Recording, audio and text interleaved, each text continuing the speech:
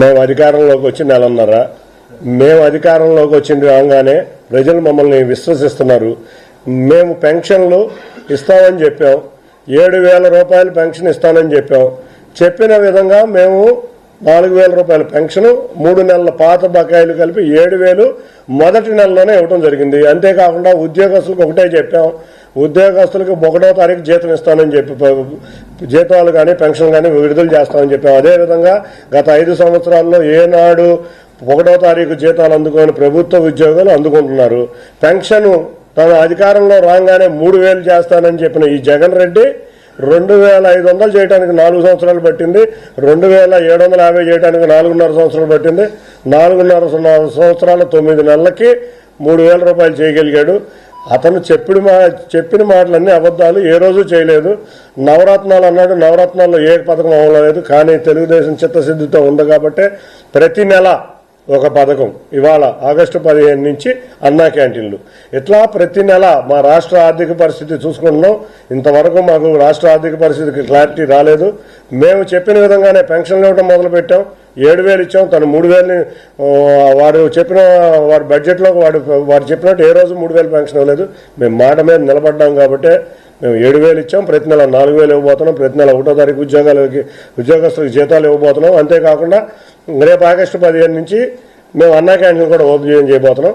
ఒక్కొక్క పథకం వచ్చిన నెలన్నరలోనే ఏ పథకం కూడా రాదు. వచ్చిన ప్రామిస్లు వచ్చినట్టు పూర్తి చేసి సూపర్ 6 అనేది అమలయ్యేటట్టు చంద్రబాబు నాయుడు గారు వారి మీదే కృషి చేస్తున్నారు. తప్పకుండా రాబోయే కాలంలో అతి త్వరలో 5-6 నెలల్లో సూపర్ 6లో ఉన్న అన్ని పథకాలు ప్రజల వద్ద చేరతాయి. ప్రజలు మమ్మల్ని విశ్వసిస్తున్నారు. మన పండగ వాతావరణం నెలకొంది. 7,000 రూపాయల పెన్షన్ ఇవ్వగానే ఏ పల్లెకి వెళ్ళినా కూడా మాకు బ్రహ్మరథం పడుతున్నారు మా నాయకులకి, కార్యకర్తలకి. అటువంటి పథకం రావటమే వాళ్ళు అదృష్టంగా భావిస్తున్నారు. తప్పకుండా మేము చెప్పిన విధంగా అన్నీ కూడా రాబోయే 6 నెలలు అన్నీ పూర్తి చేసి చూపిస్తాం. నీకు మళ్ళీ అబద్ధాలు చెప్పి పెన్షన్లు ఇస్తానని చెప్పి 3,000 ఇస్తానని చెప్పి 4.5 సంవత్సరాల వరకు ఇవ్వకుండా మభ్యపెట్టి, అంతేకాకుండా మధ్యరహిత ఆంధ్రప్రదేశ్ అని చేస్తానని అబద్ధాలు చెప్పి ఏ రోజు నువ్వు చెప్పింది ఏదీ జరగలేదు. మేము చెప్పింది అన్ని సూపర్ 6లో ఉన్న ప్రతి పథకం ప్రజల వద్దకు వెళ్తాయి వచ్చే 6 నెలల్లో.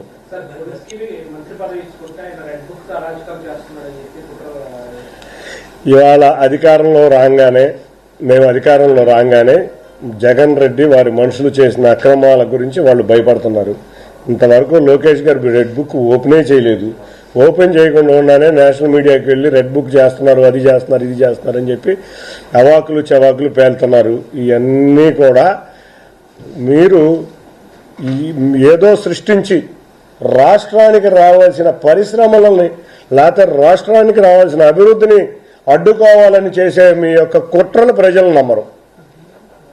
జగన్మోహన్ రెడ్డి వెంట 13 లక్షల కోట్ల రూపాయలు అప్పులు చేసేశారు. ఇంకా ఇంకెంతలో తేలలేదు. ఇటువంటి పరిస్థితులు సూపర్ 6 పథకాలు అమలు ఎంతవరకు ఎట్లా చేయగలరు? మొన్నే చూశారు మీరు, చంద్రబాబు నాయుడు గారు ఏదన్నా క్రైసిస్ వస్తే క్రైసిస్ని చక్కగా మేనేజ్ చేయగలిగిన వ్యక్తి.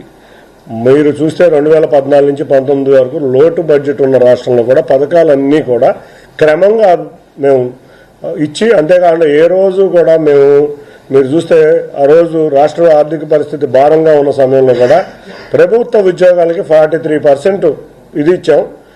తెలంగాణ రోజు ధనిక రాష్ట్రమైన తెలంగాణకి సమంగా ఇచ్చాం.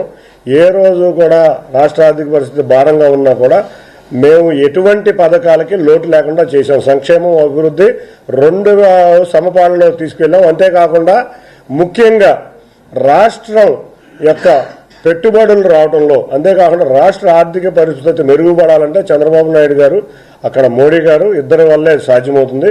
అది చేసి చూపిస్తాం. మేము మొన్నే చేసి చూపించాం. 13,000 కోట్లలో కూడా మేము పెన్షన్లు ఇచ్చాం, జీతాలు ఇచ్చాం. ఏ రోజు 5 సంవత్సరాల్లో మొదటి రోజు జీతం తీసుకొని ప్రభుత్వ జీతాలు ఇచ్చాం. తప్పకుండా ఒక్కొక్కటి క్రమక్రమంగా రాష్ట్ర ఆర్థిక పరిస్థితిని మెరుగుపరుస్తా, అంతేకాకుండా అభివృద్ధిని మెరుగుపరుస్తా. మొత్తం రాష్ట్రం అభివృద్ధి, సంక్షేమం, ఆత్మవిశ్వాసం బాటలో నడిచే విధంగా చంద్రబాబు నాయుడు గారు రూపొందించబోతున్నారు.